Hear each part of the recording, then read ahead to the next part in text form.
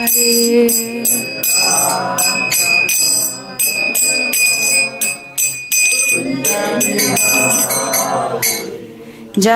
राधा माधवा कुंज बिहारी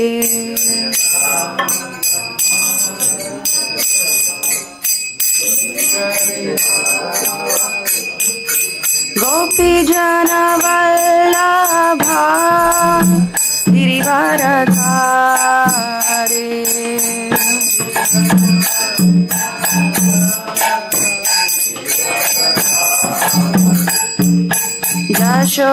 यशोदानन्दन व्रज जनरञ्जना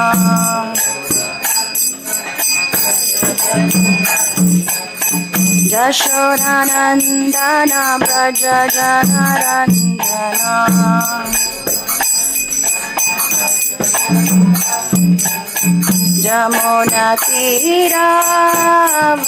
जमुनातीरावनचारि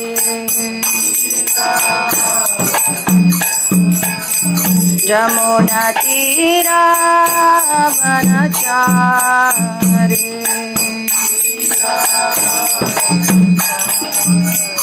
जय राधा माधवा कुंज बिहारी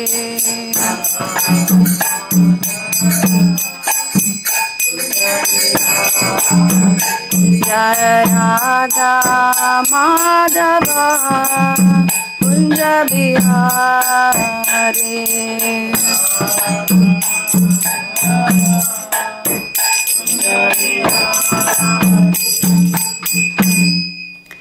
जय ओम विष्णुपाद परमहंस परिव्राजकाचार्य अष्टोत्तर शत Sri Srimad his divine grace AC Bhaktivedanta Swami Srila Prabhupada की जय। जय ओम विष्णुपाद परमहंस परिव्राजकाचार्य अष्टोत्तर शत Sri Srimad his divine grace Srila Bhakti Siddhanta Saraswati Thakur महाराज की जय। अनंत कोटि वैष्णव वृंद के नमाचार्य श्रीला हरिदास ठाकुर की प्रेम से कहो श्री कृष्ण चैतन्य प्रभु नित्यानंद श्री अद्वैत गदाधर श्रीवासादि गौर भक्त वृंद के श्री श्री राधा कृष्ण गोप गोपीनाथ श्याम कुंड राधा कुंड गिरि गोवर्धन की जय।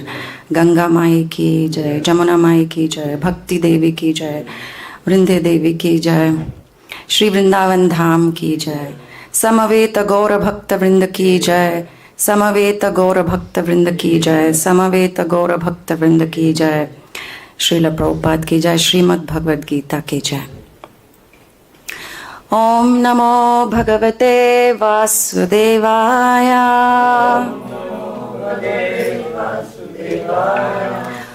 ओम नमो भगवते वासुदेवाय ओम नमो भगवते वासुदेवाय।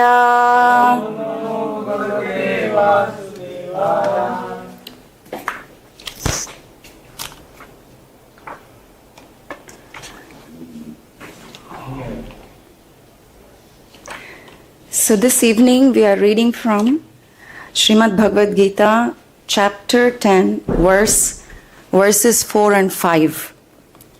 Two verses.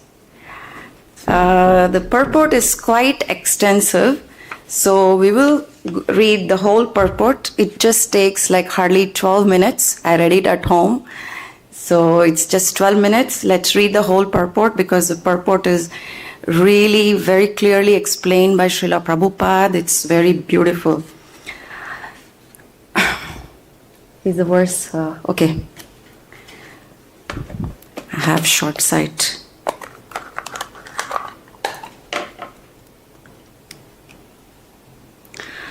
Buddhir jñānam asammohaḥ kṣamā satyaṁ damaḥ sukhaṁ duḥkhaṁ bhavo bhayaṁ cābhayameva ca ahiṁsā samatā tuṣṭis tapo dānaṁ yaśo yaśaḥ bhavanti bhava bhūtānāṁ matta eva pṛthak-vidhāḥ. Word to word meaning, please repeat after me. Buddhir, intelligence. Jñānam, knowledge. Asammohaḥ, freedom from doubt. Kṣamā, forgiveness. Satyaṁ, truthfulness. Damaḥ, control of the senses. śamaḥ, control of the mind. Sukhaṁ, happiness. duḥkhaṁ, distress. bhavo, birth. abhavo, death. bhayaṁ, fear. ca, also. abhayam, fearlessness. eva, also. ca, and. ahiṁsā, non-violence. samatā, equilibrium. tuṣṭis, satisfaction. tapo, penance. dānaṁ, charity. yaśaḥ, fame. ayaśaḥ, infamy. bhavanti, come about. bhāvā, natures. bhūtānāṁ, of living entities. matta, from me. eva, certainly. pṛthak-vidhāḥ, variously arranged.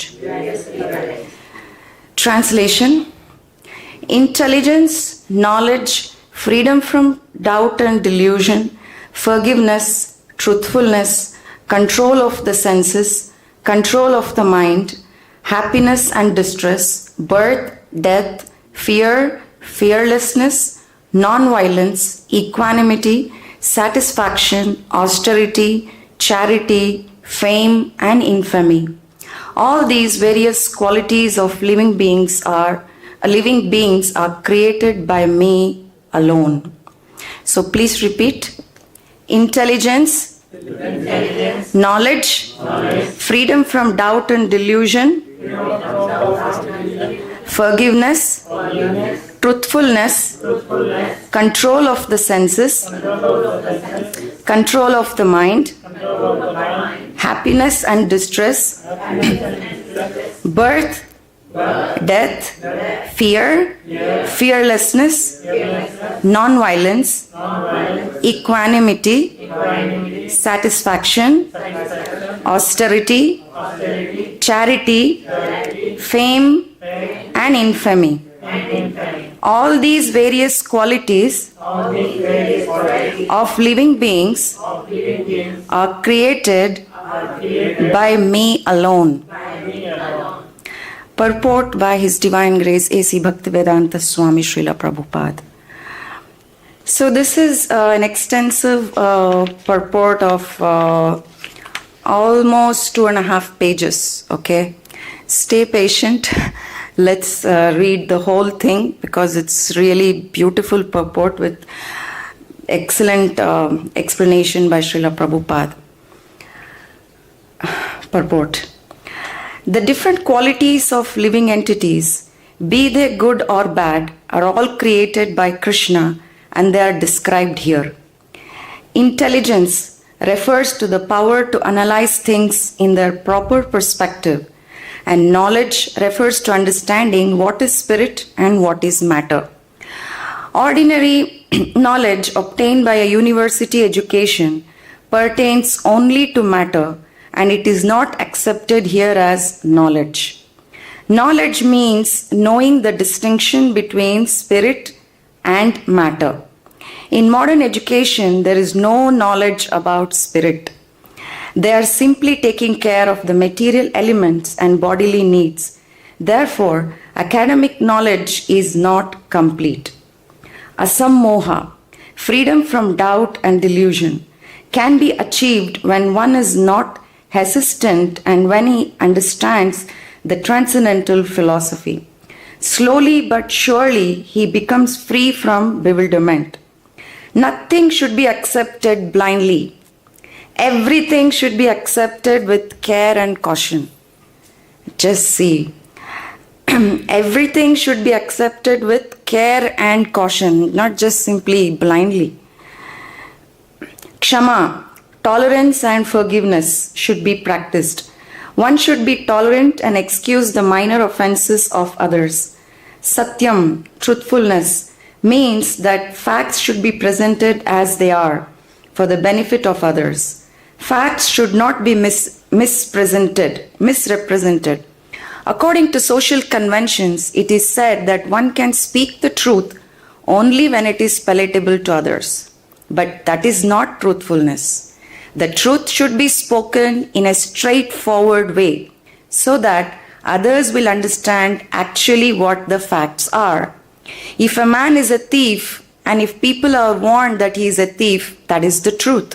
Although sometimes the truth is unpalatable, one should not refrain from speaking it. Truthfulness demands that the facts be presented as they are for the benefit of others. That is the definition of truth. Control of the senses means that the senses should not be used for unnecessary personal enjoyment. There is no prohibition against meeting the proper needs of the senses, but unnecessary sense enjoyment is detrimental for spiritual advancement. Therefore, the senses should be restrained from unnecessary use. Similarly, one should restrain the mind from unnecessary thoughts. That is called kṣamā. One should not spend one's time, please turn it off. One should not spend one's time pondering over earning money. That is a misuse of the thinking power. The mind should be used to understand the prime necessity of human beings, and that should be presented authoritatively. The power of thought should be developed in association with persons who are authorities in scriptures, saintly persons and spiritual masters, and those whose thinking is highly developed. Sukhaṁ, pleasure or happiness, should always be in that which is favorable for the cultivation of the spiritual knowledge of Krishna consciousness. And similarly, that which is painful or which causes distress is that which is unfavorable for the cultivation of Krishna consciousness. Anything favorable for the development of Krishna consciousness should be accepted, and anything unfavorable should be rejected. Birth should be understood to refer to the body. As far as the soul is concerned, there is neither birth nor death. That we have discussed in the beginning of the Bhagavad Gita. Birth and death apply to one's embodiment in the material world. Fear is due to worrying about the future. A person in Krishna consciousness has no fear because by his activities he is sure to go back to the spiritual sky, back home, back to Godhead. Therefore, his future is very bright. Others, however, do not know what their future holds. They have no knowledge of what the next life holds. So they are therefore in constant anxiety. If we want to get free from anxiety, then the best course is to understand Krishna and be situated always in Krishna consciousness. In that way, we will be free from all fear. In the Srimad Bhagavatam 11.2.37, it is stated, bhayaṁ dvitiya bhiniveshata syat. Fear is caused by our absorption in the illusory energy. But those who are free from the illusory energy, those who are confident that they are not the material body, that they are spiritual parts of the Supreme Personality of Godhead, and who are therefore engaged in the transcendental service of the Supreme Personality of Godhead, have nothing to fear. Their future is very bright. This fear is a condition of persons who are not in Krishna consciousness. Abhayam, fearlessness, is possible only for one in Krishna consciousness. Ahiṁsā, non-violence, means that one should not do anything which will put others into misery or confusion. Material activities that are promised by so many politicians, sociologists, philanthropists, etc. do not produce very good results because the politicians and the philanthropists have no transcendental vision. They do not know what is actually beneficial for the human society. Ahiṁsā means that people should be trained in such a way that the full utilization of the human body can be achieved. The human body is meant for spiritual realization. So any movement or any commissions which do not further that end commit violence on the human body. That which furthers the future spiritual happiness of the people in general is called non-violence. Samatā, equanimity, refers to freedom from attachment and aversion. To be very much attached or to be very much detached is not the best. This material world should be accepted without attachment or aversion. That which is favorable for prosecuting Krishna consciousness should be accepted. That which is unfavorable should be rejected. That is called samatā, equanimity. A person in Krishna consciousness has nothing to reject and nothing to accept save in terms of its usefulness in the prosecution of Krishna consciousness.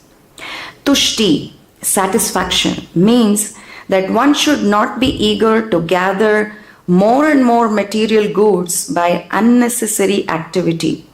One should be satisfied with whatever is obtained by the grace of the Supreme Lord. That is called satisfaction. Tapas means austerity or penance. There are many rules and regulations in the Vedas which apply here, like rising early in the morning and taking a bath. Sometimes it is very troublesome to rise early in the morning, but whatever voluntary trouble one may suffer in this way is called penance. Similarly, there are prescriptions for fasting on certain days of the month. One may not be inclined to practice such fasting, but because of his determination to make advancement in the science of Krishna consciousness, he should accept such bodily troubles when they are recommended. However, one should not fast unnecessarily or against Vedic injunctions. One should not fast for some political purpose. That is described in Bhagavad Gita as fasting in ignorance. And anything done in ignorance or passion does not lead to spiritual advancement. Everything done in the mode of goodness does advance one, however, and fasting done in terms of the Vedic injunctions enriches one in spiritual knowledge. As far as charity is concerned, one should give 50% of his earnings to some good cause. And what is a good cause? It is that which is conducted in terms of Krishna consciousness. That is not only a good cause, but the best cause. Because Krishna is good, his cause is also good. Thus, charity should be given to a person who is engaged in Krishna consciousness. According to Vedic literature, it is enjoined that charity should be given to the Brahmanas. This practice is still followed, although not very nicely in terms of the Vedic injunction. But still the injunction is that charity should be given to the Brahmanas. Why? Because they are engaged in higher cultivation of spiritual knowledge. A Brahmana is supposed to devote his whole life to understanding Brahman. Brahma janati iti brahmanaha. One who knows Brahman is called a Brahmana. Thus, charity is offered to the Brahmanas because they are always engaged in higher spiritual service and have no time to earn their livelihood. In the Vedic literature, charity is also to be awarded to one in the renounced order of life, the sannyasi. The sannyasis beg from door to door, not for money, but for missionary purposes. The system is that they go from door to door to awaken the householders from the slumber of ignorance. Because the householders are engaged in family affairs and have forgotten their actual purpose in life, awakening their Krishna consciousness, it is the business of the sannyasis to go as beggars to the householders and encourage them to be Krishna conscious. As it is said in the Vedas, one should awake and achieve what is due him in this human form of life. This knowledge and method is distributed by the sannyasis. Hence, charity is to be given to the renouncer of life, to the brahmanas, and similar good causes, not to any whimsical cause. Yaśo, fame, should be according to Lord Chaitanya, who said that a man is famous when he is known as a great devotee. That is real fame. If one has become a great man in Krishna consciousness and it is known, then he is truly famous. One who does not have such fame is infamous. All these qualities are manifest throughout the universe in human society and in the society of the demigods. There are many forms of humanity on the other planets, and these qualities are there. Now, for one who wants to advance in Krishna consciousness, Krishna creates all these qualities, but the person develops them himself from within. One who engages in the devotional service of the Supreme Lord develops all the good qualities as arranged by the Supreme Lord. किसी को याद है? Does anybody remember? Prabhupada is just summarizing it. There is a verse from the Bhagavatam which says this, that if you engage in devotional service, then all the good qualities of demigods appear within that person. Yasyasti bhaktir bhagavatta kinchana svair gunais tatra samasate suraha. Yes. Of whatever we find, good or bad, the origin is Krishna. Nothing can manifest itself in this material world which is not in Krishna. That is knowledge. Although we know that things are differently situated, we should realize that everything flows from Krishna. Thus ends the Bhaktivedanta purport to the verses 4 and 5 of chapter 10. Jai Srila Prabhupada. Is everything clear? Let's end the class here. So clear. Prabhupada is just, he has explained each and every quality that Krishna has mentioned in the verse, right? Now, I'm very grateful, for this opportunity this evening, to glorify Krishna in Sri Vrindavan Dham, which is Krishna's own home. This is his own house.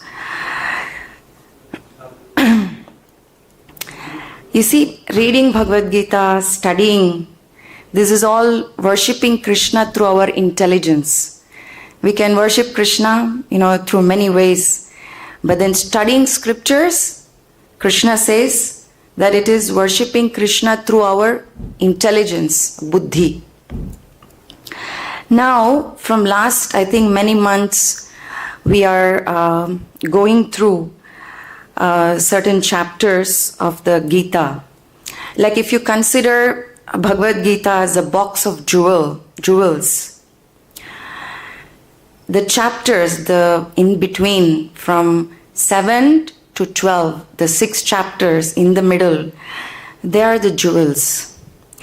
The first 6 chapters, which is Karma Mishra Bhakti, and the last 6 chapters, the Jnana Mishra Bhakti, these two are like the box holders, which hold these jewels within. So from last few months, we have been going through many verses from these chapters, unleashing the jewels from this box, the jewel box of Bhagavad Gita, exploring these hidden jewels. It's very, very special. And Krishna is actually teaching many, many hacks how to attain him, in these chapters.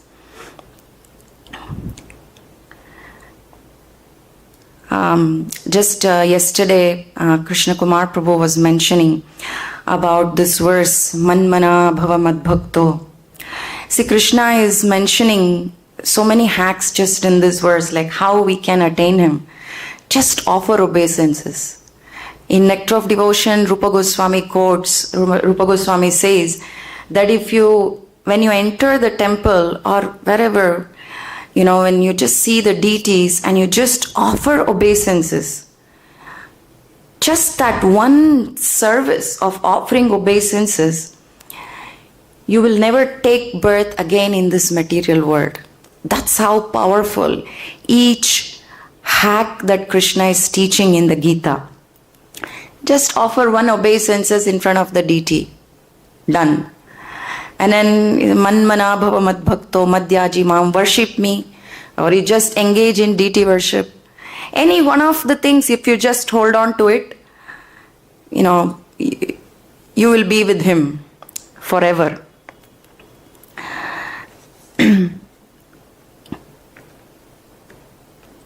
And you see, this Sri Vrindavan Dham is actually personification of all these bhakti hacks.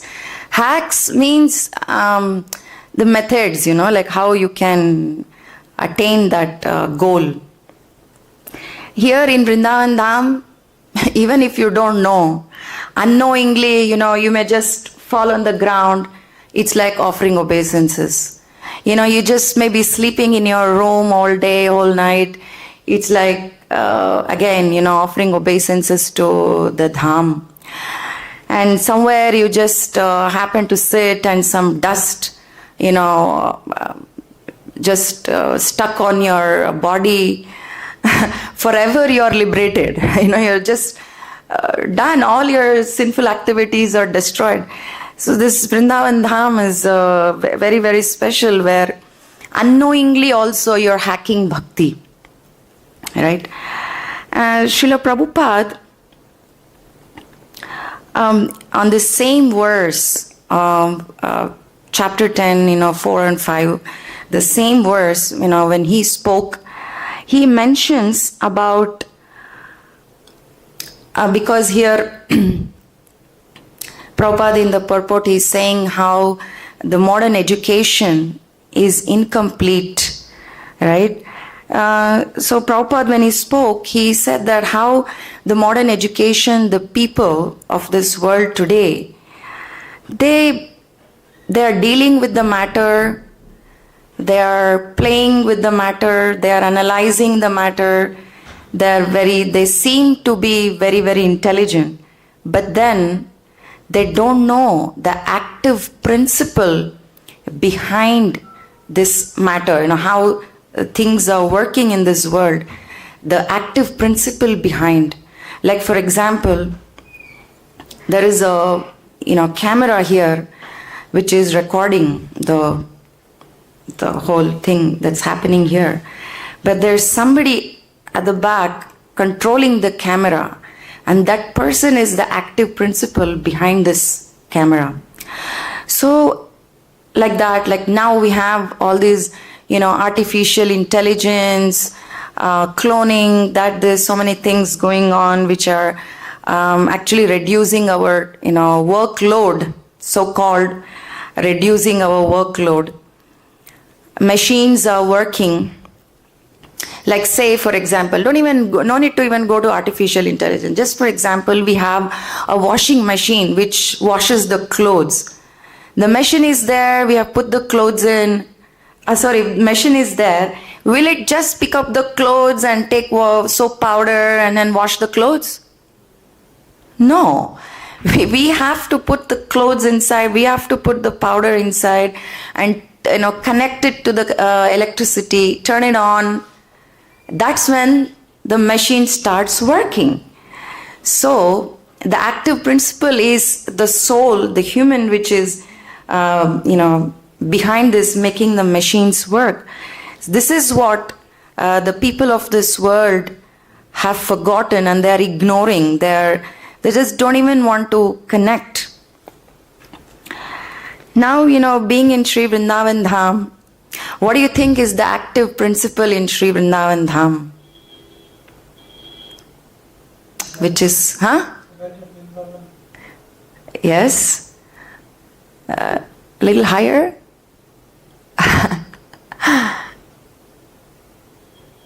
It's Radharani. Radharani is the active principle. She is controlling the supreme controller, Krishna, who is controlling everything. So she is the active principle here in Sri Vrindavan Dham. And see, this is actually knowledge. Okay. Now, in this verse, Krishna is saying that everything is coming from me alone, both good and bad.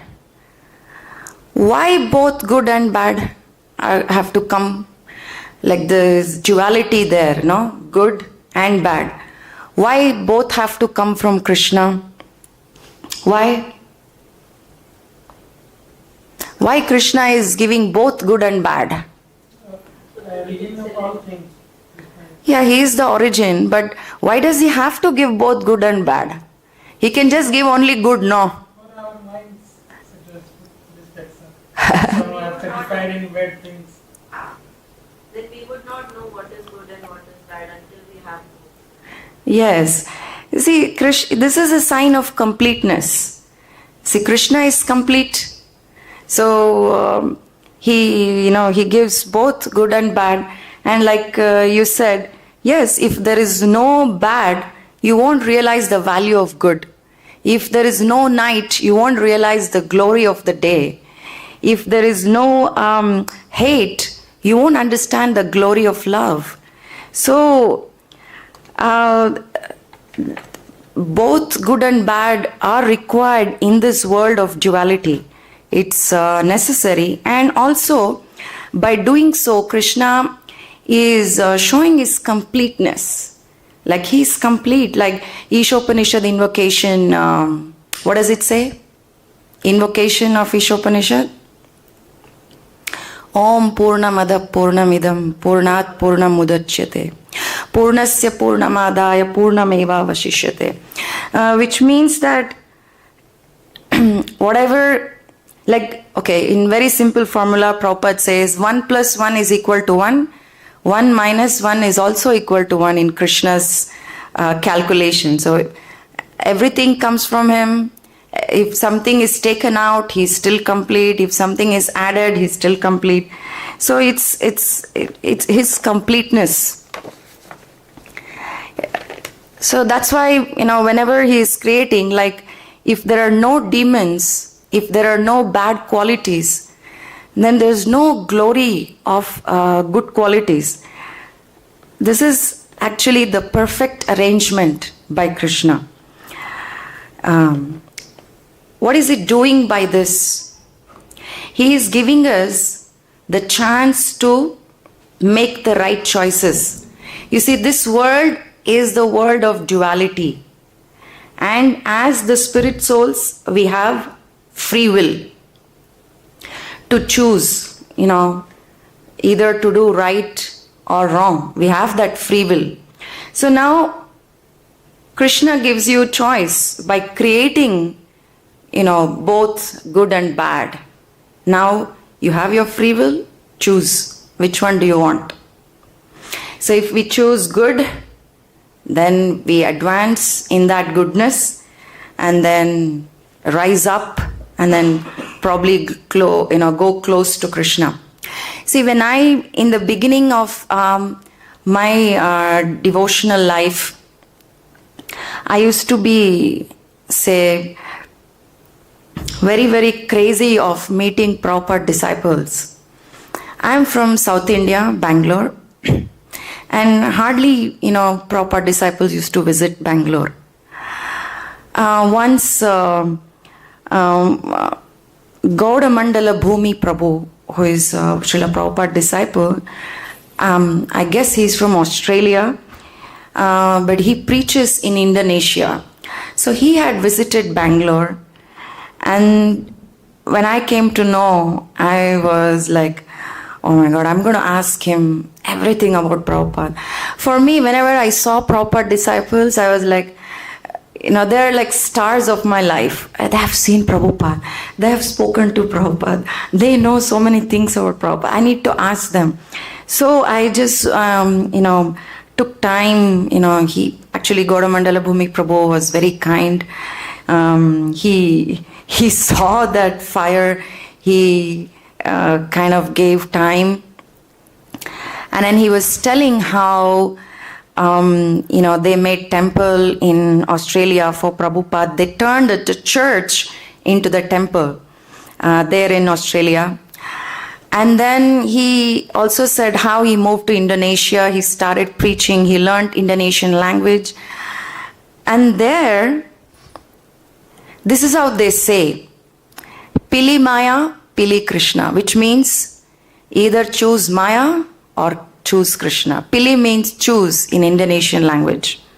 So from then on, whenever I was kind of preaching, within my circles, I would just bring up this Pili Maya, Pili Krishna. Either choose Krishna or choose Maya. This battle is always going on within our mind, isn't it? It's always going on. Every moment it's going on. Now we have to make that right decision to choose Krishna again and again and always, right? So, knowing Krishna is the origin of everything. Why do we have to know, actually? Why do we have to know that Krishna is origin of everything? Why?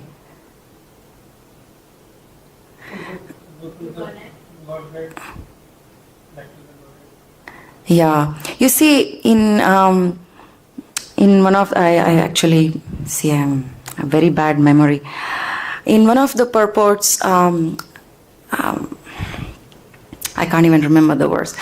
But in one of the verses where the greatness of Krishna is described, there Prabhupada is mentioning in the purport that why do we have to know, that Krishna is great? Why? Because by knowing Krishna is great, then that will increase the faith within us. For us to surrender, we need to have that deep faith. That is very, very important. If you don't have faith, if you don't have the trust, then it's not easy to surrender. Sharanagati, Bhaktivinoda Thakur has written so many bhajans on Sharanagati. And there's 6 types of Sharanagati, There, one of them is having that full faith, complete faith in Krishna. And how does that faith come? That faith comes by knowing more and more that how Krishna is great, how he can protect us all the time. By knowing his glories, then the faith within our hearts gets more and more stronger, and that's when we start developing nishta. We become fixed in Krishna consciousness.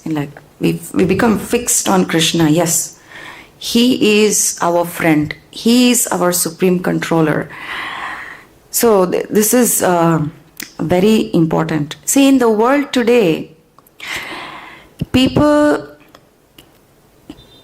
first of all, Prabhupada is saying here in the purport, in modern education, there is no knowledge about spirit. You see, and now we just spoke about to know about Krishna. This is such a higher knowledge. In this world today, people don't even know the knowledge. They don't even have the knowledge of spirit. How they're going to know about Krishna? And there's so much talk going on about education, higher education. You go to this country, that country, get these many number of degrees, and you earn so much money and that and this. They can't even understand. They have not even reached even to the subtle body like mind, intelligence and ego. They have not even come to that aspect to understand what to speak of the spirit soul. And now they're talking about education, knowledge, intelligence. Though the people today, they equate all these terms, vidya, jnana, viveka, everything they put it together. They just call it, what do they call it? IQ. If you know this much, they just calculate your IQ. Array, this child has such high IQ. This child, this person has the highest IQ in the world. Things like that. But they don't even have the knowledge, like Prabhupada says, about the spirit. They're simply taking care of the material elements and bodily needs. Therefore, their academic knowledge is not complete. Maybe they have the knowledge of the body, but they don't have any knowledge about the soul. Just, if we understand the difference between these terms, like for example, vidya. Vidya means savidyaya vimuktaye. Prabhupada is saying that vidya means that knowledge which leads to liberation. See, now we have, previously there used to be, the schools were called as vidyalaya, where vidya was being taught. How to get liberated, how to get out of the material conception, go higher and learn, Krishna consciousness, God consciousness. So this was the thing which were taught in Vidyalayas in our ancient times. But now, education, knowledge, intelligence is all just termed as, it's nothing but just information. That's it. Just that information, they call it, in different, they call it different ways. IQ, EQ, SQ, these things, intelligent quotient, social quotient, emotional quotient. But they lack the spiritual quotient. They have, like Prabhupada is saying, they have no knowledge about spirit. That means all those, who think they have IQ, unless they are spiritual seekers, their spiritual IQ is 0. They cannot think beyond the skin. They cannot think beyond the 5 elements, the earth, water, fire, air, ether. Then, what is knowledge? What is the actual knowledge? Vidya, we understood, sa vidya ya vimuktaye, the knowledge that leads to liberation. So what is knowledge then? Knowledge or jnānam is difference between spirit and matter. Where is this knowledge given in the current day education or schools or universities? Nowhere. There's nothing. Like the teachers, nobody is teaching this aspect of knowledge. The difference between spirit and matter. Then what means intelligence or viveka?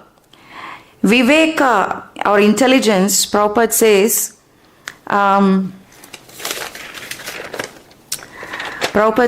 it's the power to analyze things in its proper perspective, which is the ability to apply the acquired knowledge properly, that is intelligence, right? But now, for people in the today's world, education means giving some skills, training people, training children, training people with some skills. What kind of skills? Skills to earn money, somehow or the other. Any education that you see around, it's all taught. The goal of it is to earn money. Why earn money? To gratify the senses. And why gratify the senses? To become happy. So the ultimate goal of whatever they are learning is happiness. But the channel is, not the right channel through which they are trying to be happy, because they have no idea about the spirit. Now, what if the senses, the for which they are working so hard for, what if those senses get damaged? They lost their eyes, or they lost their hands, legs, or whatever. How they're going to get happiness? Because that's what they're thinking that the happiness is. And if they lose the senses, then how are they going to be happy? Unless they understand that there's something beyond the senses, that is mind and the spirit soul. The happiness can be gotten from within. We can be happy from within. And this knowledge comes by knowing, what is spirit? What is the difference between spirit and matter? See, in Ishopanishad, in the Mantra 9 Ishopanishad talks about Vidya and Avidya. There Prabhupada is saying, let me just read that, it's very, very interesting. Just 1 or 2 sentences, okay?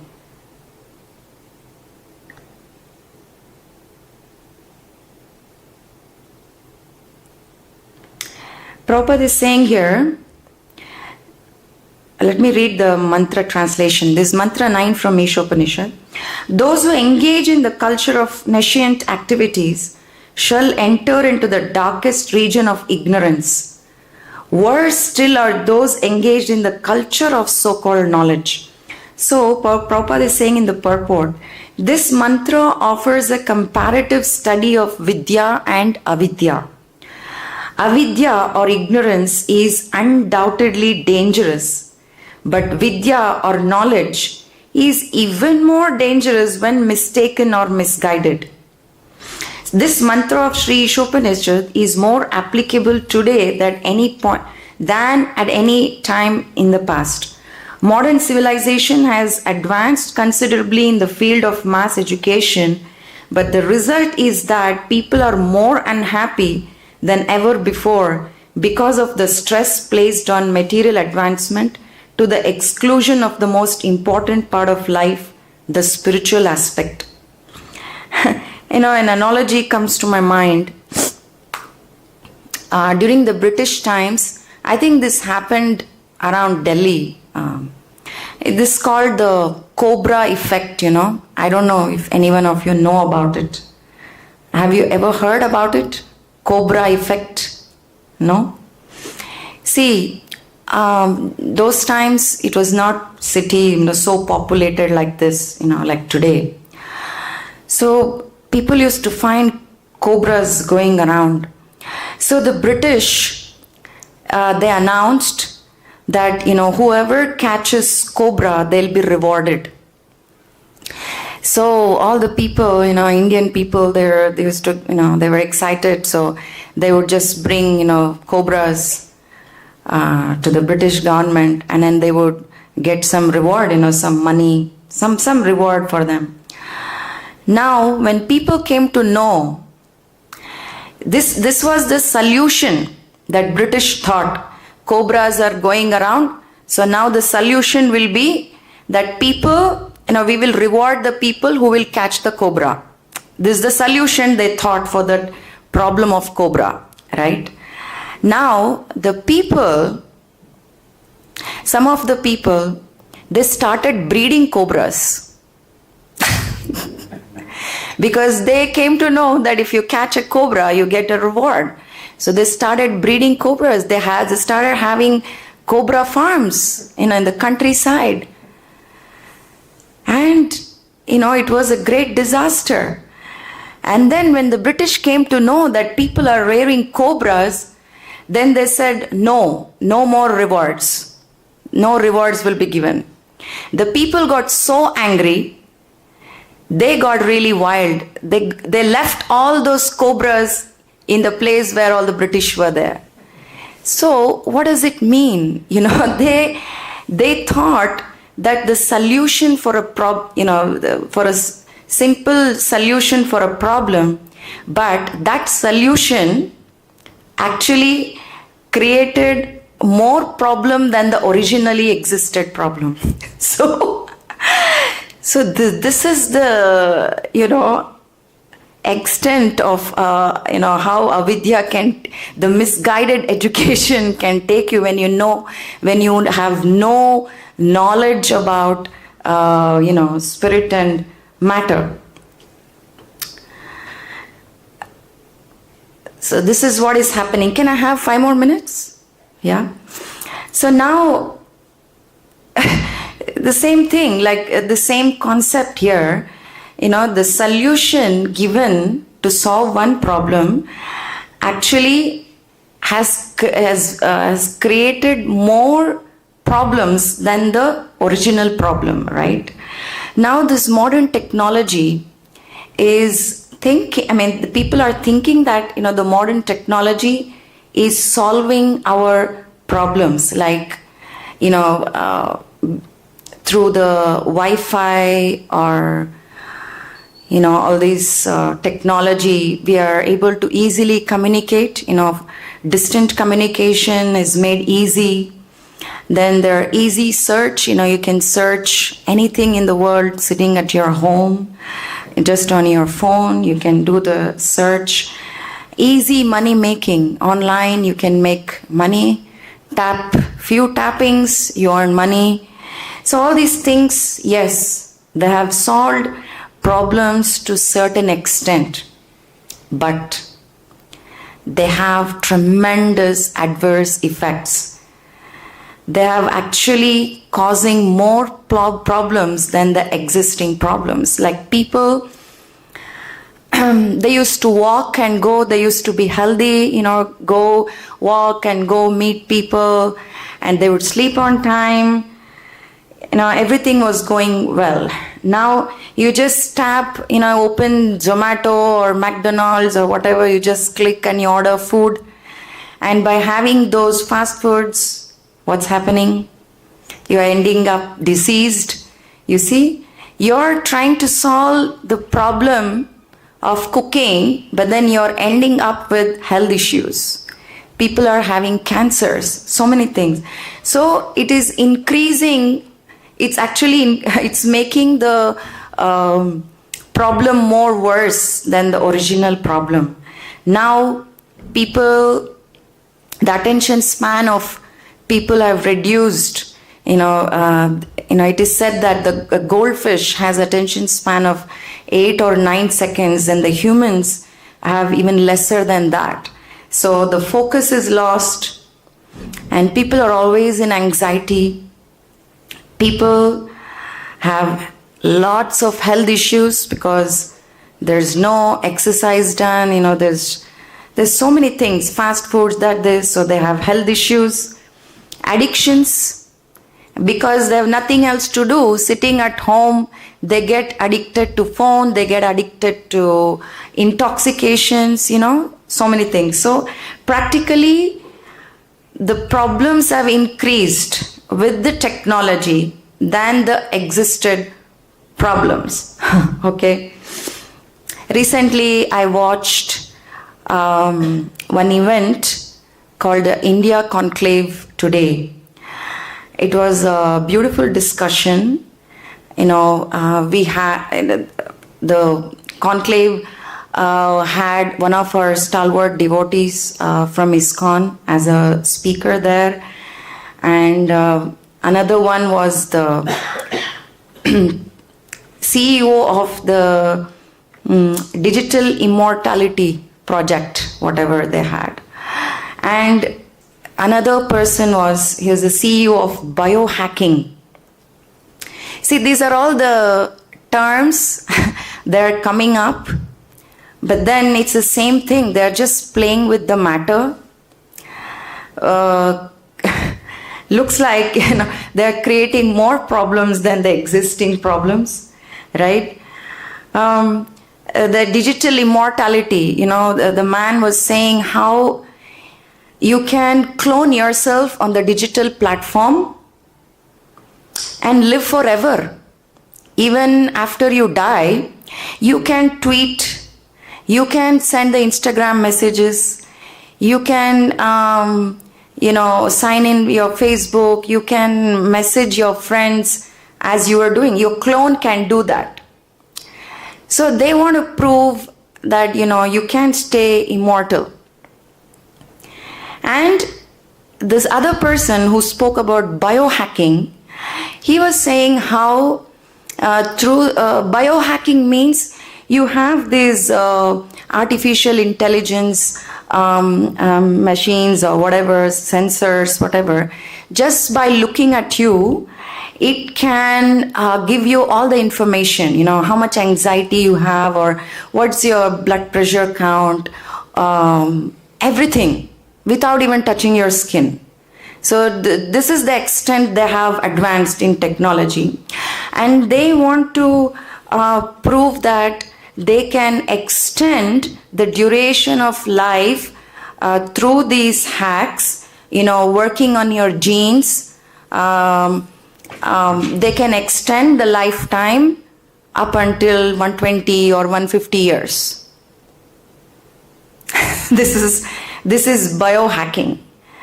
But there's nothing to do with spirit soul. There's nothing to do with how you connect yourself to God and how to avoid the problems of birth, death, old age and disease. Nothing about these things. Within this world, how to hang on for a long time, enjoy and suffer. Also, there was another discussion on the same panel that, people sitting in the room, they're changing their blood plasma, squeezing out all the blood, and they're trying to change the blood plasma and things like that, to change the configuration of the body. So this means, this technology is creating more problems than the existing problems. Okay, so now better than that is to become a spiritual seeker where we understand the difference between the spirit and matter and develop that knowledge and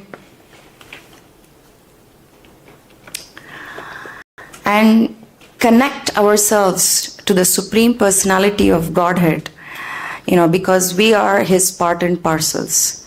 And the more we connect to Him, the more we get purified, of all these impurities of this material world, and we get closer and closer and closer to Krishna.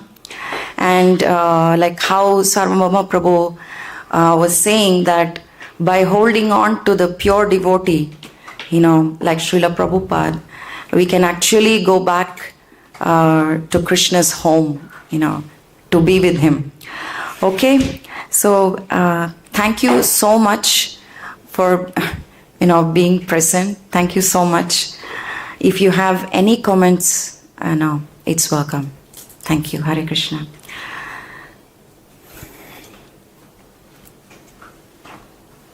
Any comments?